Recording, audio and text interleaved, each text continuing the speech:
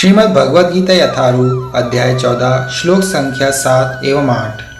रजोरागात्मकं विद्धि तृष्णा संगसमुद्भवं तन्निबध्नाति कौन्तेय कर्म संगेन देहिनम्।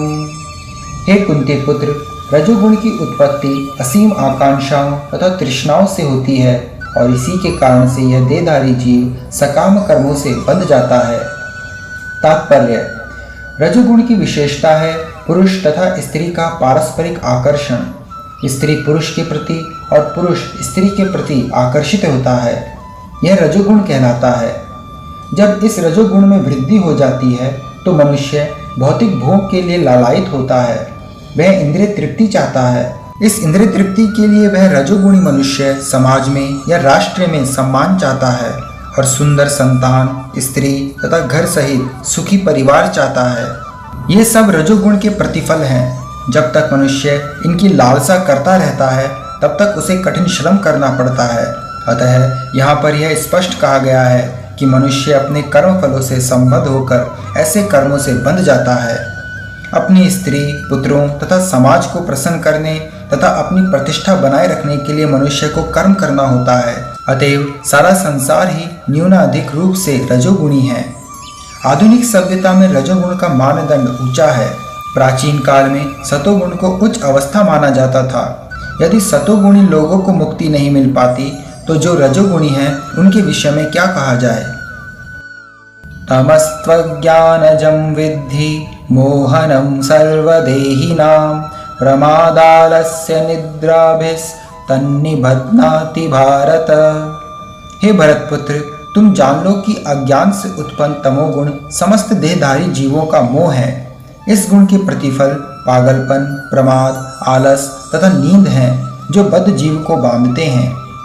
तात्पर्य: इस श्लोक में तू शब्द का प्रयोग उल्लेखनीय है।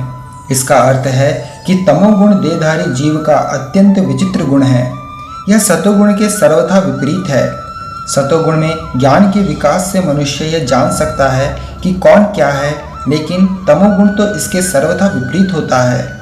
जो भी तमोगुण के फेर में पड़ता है वह पागल हो जाता है और पागल पुरुष यह नहीं समझ पाता कि कौन क्या है। वह प्रगति करने के बजाय अधोगति को प्राप्त होता है। वैदिक साहित्य में तमोगुण की परिभाषा इस प्रकार दी गई है: वस्तु याथात्म्य ज्ञानावर्कम विपर्यज्ञानजनकम तमः।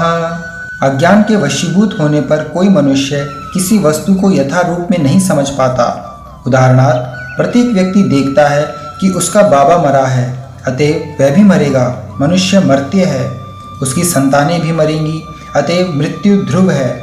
फिर भी लोग पागल होकर धन संग्रह करते हैं और नित्य आत्मा की चिंता किए बिना अहर्निश कठोर श्रम करते रहते हैं। यह पागलपन ही तो है। अपने पागलपन में वे आध्यात्मिक ज्ञान में कोई उन्नति नहीं कर पाते। ऐसे लोग अत्यंत आलसी होते हैं। जब उन्हें आध्यात्मिक ज्ञान में सम्मिलित होने के लिए आमंत्रित किया जाता है तो वे अधिक रुचि नहीं दिखाते। वे रजोगुणी व्यक्ति की तरह भी सक्रिय नहीं रहते। अतएव तमोगुण में लिप्त व्यक्ति का एक अन्य गुण यह भी है कि वह आवश्यकता से अधिक सोता है। 6 घंटे की नींद पर्याप्त है, लेकिन ऐसा व्यक्ति दिन भर में 10-12 घंटे तक सोता है। ऐसा व्यक्ति सदैव निराश प्रतीत होता है और भौतिक द्रव्यों तथा निद्रा के प्रति व्यसनी बन जाता है। यह है तमोगुणी व्यक्ति के लक्षण। हरे कृष्ण।